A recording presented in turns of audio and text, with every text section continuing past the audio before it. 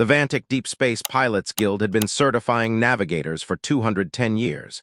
Its pass rate was 41%, the lowest of any licensing body in the coalition, because the guild did not license for known space.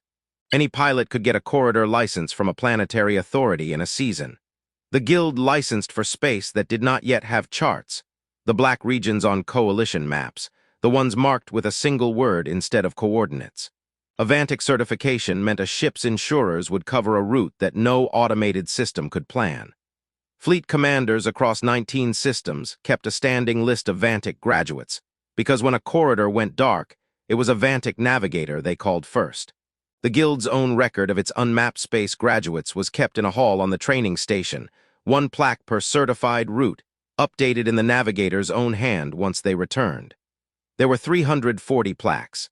6 of them had never been updated because the navigator had not returned to write the final line. In 210 years, 14 humans had applied.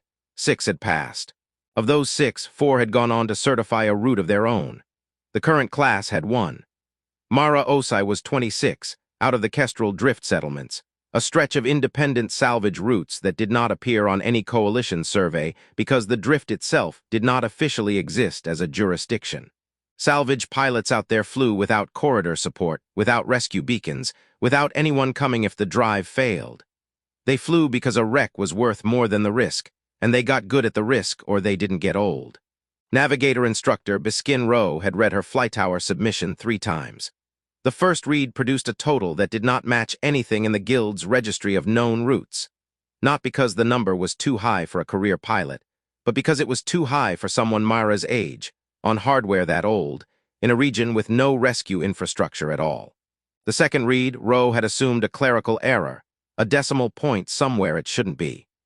The third read, he had submitted a verification request to an independent coalition tracking authority, the kind used to settle insurance disputes when a guild applicant's numbers were in question. It had come back confirmed, down to the flight hour. Mara had not mentioned any of this. She had arrived at the training dock 4 days before the term started, found her assigned berth, and spent the first afternoon running pre-flight checks on a loaner skiff that hadn't been serviced since the last cadet cycle. Not because anyone had asked her to, but because a skiff that hadn't been checked was a skiff she didn't trust yet. By the 3rd week, the class had settled into its shape.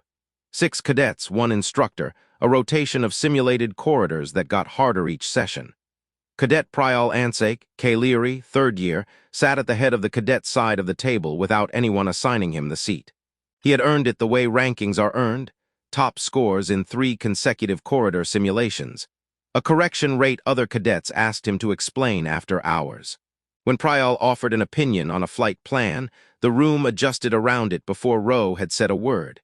It was not arrogance, exactly.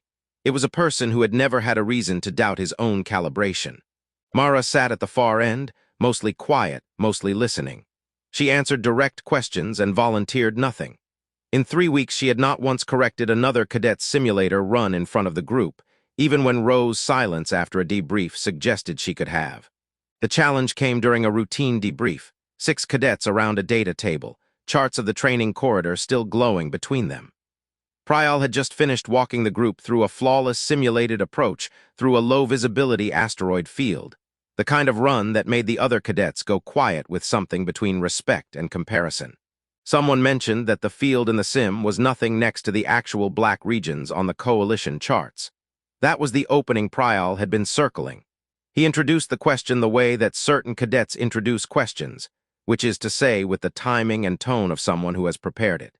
Out of curiosity, Prial said, how many of your logged hours are actual unmapped space and how many are simulator time, just so we're comparing like to like? Several cadets smiled. The category of smile that happens in rooms where a hierarchy is being enforced, gently, by someone who has never had it questioned. Instructor Rowe, at the head of the table, said nothing. He had been waiting for this since the 2nd week. That's a fair question, Mara said, in the tone of someone who genuinely found it fair. Do you want the drift routes or the one that isn't in the registry? Prial's smile held for a second. The one that isn't in the registry. Mara said a number. The smile stopped. Not all at once, the way a wave stops, the ones closest first, then spreading outward until Prial's was the last one standing, and then it stopped too. Instructor Rowe opened a file he had already prepared. Let's look at the buoy telemetry, he said, since we're comparing like to like. The footage was not dramatic in the way training simulations were dramatic. It was a position log, a slow, clean line of pings from an independent tracking buoy, entering a region of the chart marked in gilt red for unnavigable, no recorded returns. The pings continued for 6 hours. Then they stopped. 41 hours of nothing. Then they resumed on the far side on a heading that matched no known corridor. Rowe walked the room through it case by case. The first case was the entry vector, the angle Mara's skiff had taken into the nebula's outer boundary, a line that matched none of the standard entry approaches Guild cadets were taught, because none of those approaches had ever been tested against a field this dense. The buoy log showed the skiff correcting its heading 11 times in the first hour, each correction smaller than the last, the pattern of someone learning the field's behavior in real time rather than flying a plan made in advance. The second case was the hull stress readings from hour 3, spiking past anything the training skiffs on the dock were rated to survive, holding at that level for 19 minutes before easing back. The third case was the radiation flux at hour 9, high enough that the buoy's own sensors had briefly gone into protective shutdown to preserve their circuitry, meaning that for 4 minutes, even the tracking equipment watching from a safe distance had needed to look away. The fourth case was the 41-hour gap itself. Rowe put up the Guild's own internal memo on the nebula, written 18 years earlier by a survey team that had turned back at the boundary. The memo's final line, projected on the wall behind him, called the interior not navigable by any known method. Rowe let that sit on the screen next to the buoy log showing pings resuming on the far side, on schedule, on a working heading. The fifth case was the exit. Not a distress call, not a slowed or erratic signal, but a clean, steady transmission the moment the skiff cleared the nebula's far boundary. A system status report, filed the way a pilot files one at the end of an unremarkable run. By the third case, Prial was not smiling. By the fifth, he was watching with the expression of someone doing a calculation that was going to take longer than the debrief period to finish. Mara did not speak during any of it. She sat with her hands around a cup of recycler tea that had gone cold, watching the telemetry with the room, the way she might watch whether that had already passed. The room stayed silent for a long moment after Rowe closed the file. Nobody moved to fill it. Prial stopped at the door when the debrief ended. The 41-hour window, he said. Nobody logs a return from that window, not on any chart I've studied. It was not an apology. It was a person updating a model. Myra picked up her data slate and stood to leave. Rowe caught her before she reached the corridor. "Second week," he said.